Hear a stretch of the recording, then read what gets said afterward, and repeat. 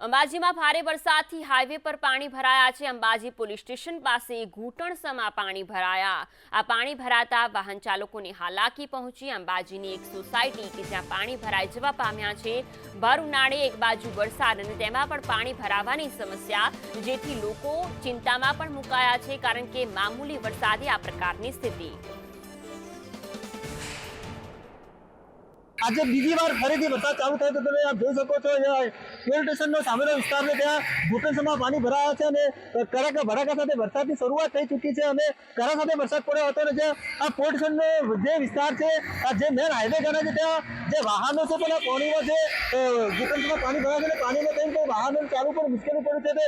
फरीथी जे खेडूतो छे खेडूतोने पण आ चिंता पण वधी चूकी छे अने आ वरसाद जो વધુ પડશે તો ખેડૂતોને મોટા પ્રમાણમાં જે નુકસાન થવાની ભીતિ સર્જાઈ રહી છે। આપ જોઈ શકો છો વાહનો છે પાણી ઘૂંટણસમાં પાણીમાં થઈને ચાલવા મજબૂર વાહન ચાલકોને કંઈક ને કંઈક પાણીમાં વાહન ચાલવામાં પણ મુશ્કેલીઓ પડતી હોય છે। તેને લઈને આજે ફરીથી બીજી વાર જે વરસાદને આગાહી કરી છે તેને લઈને ફરીથી અંબાજીમાં વરસાદની ધમાકેદાર એન્ટ્રી થઈ ચૂકી છે।